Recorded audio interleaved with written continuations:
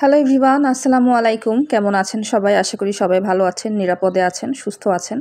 আমরাও ভালো আছি আলহামদুলিল্লাহ। আসলে কয়েকদিন যাবৎ মন মেজাজ খুবই খারাপ, শরীরটাও ভীষণ খারাপ। কথায় আছে না যে স্বাধীনতা অর্জন করার চাইতে স্বাধীনতা রক্ষা করাটা ভীষণ কঠিন। আসলেই তাই, আমাদের দেশেও এখন সেই অবস্থায় চলছে। আসলে আমরা খুব জাজমেন্টাল, খুব সহজেই আমরা মানুষকে জাজ করে ফেলি।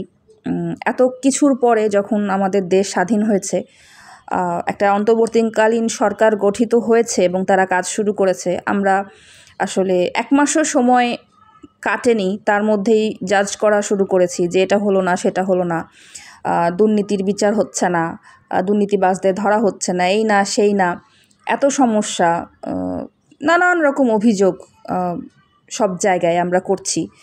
বাট আসলে তো সময় দিতে হবে, তাই না? সব কিছু তো আর রাতারাতি হয়ে যায় না। একটা সন্তান যখন জন্ম নেয়, একটা সন্তান জন্ম নেওয়ার পরদিনই কিন্তু মাকে মা আর বাবাকে বাবা বলে ডাকে না, তাই না?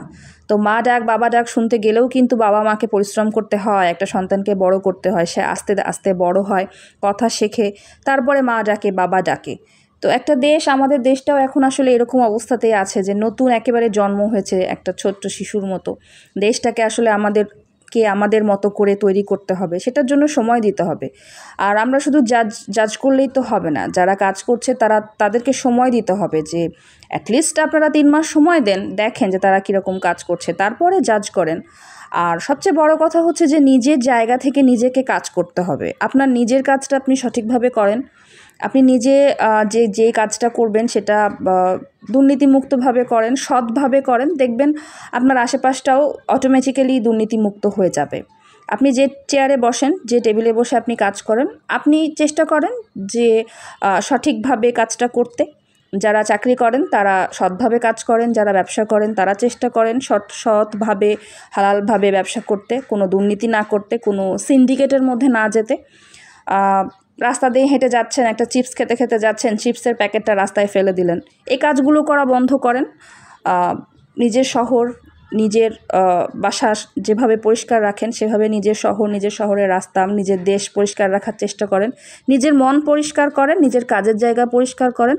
আস্তে আস্তে সবই হবে, দেশ দুর্নীতিমুক্তও হবে, পরিবেশও ভালো হবে, সব কিছু হবে। সময় দিতে হবে, ধৈর্য ধরতে হবে এবং সবাই মিলে একসাথে কাজ করতে হবে। যারা দেশ পরিবর্তন করার কাজে নেমেছে, আসেন আমরা সবাই মিলে তাদেরকে সাহায্য করি, তাদের পাশে থাকি, নিজের জায়গা থেকে যে যতটুকুভাবে পারি সৎ থাকার চেষ্টা করি, সঠিক থাকার চেষ্টা করি।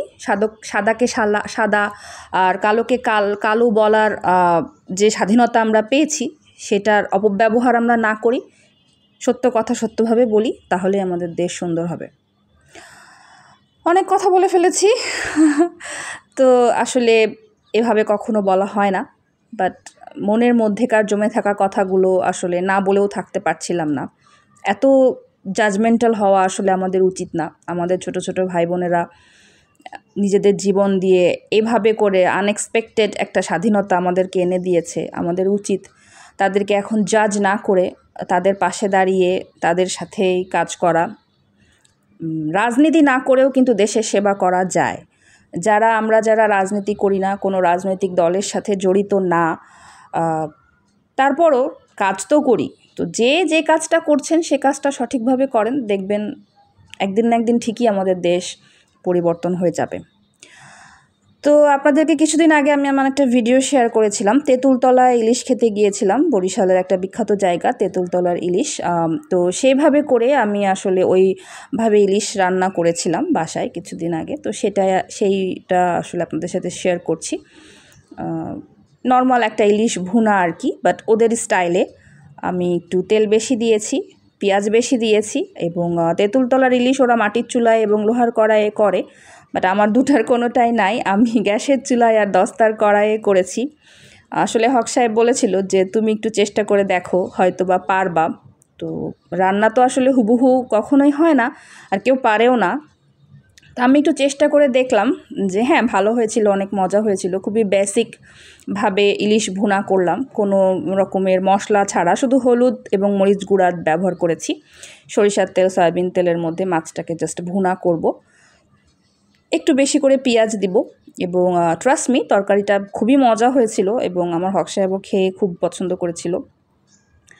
এখন যেহেতু বর্ষাকাল, বাজারে প্রচুর ইলিশ পাওয়া যাচ্ছে, আপনারা এভাবে ট্রাই করে দেখতে পারেন, ভালো লাগবে খেতে। আর এর প্রথমে আপনারা যেটা দেখলেন, আমি আসলে চিজি অমলেট বানিয়েছিলাম, ভাষায় একটু চিজ ছিল, সেটা দিয়ে বানিয়েছিলাম। আশা করি আজকের ভিডিওটা আপনাদের সবার ভালো লাগবে। যদি আমার কোনো কথা কারো ভালো না লেগে থাকে তাহলে ক্ষমা সুন্দর দৃষ্টিতে দেখবেন। আর চেষ্টা করব এখন থেকে রেগুলার ভিডিও দেওয়ার, খুব চেষ্টা করছি কাজে ফেরত আসার, নিজের বিজনেসে মন দিতে, নিজের পেজে মন দিতে চেষ্টা করছি। ইনশাল্লাহ খুব জলদি ফিরবো। ভালো থাকবেন।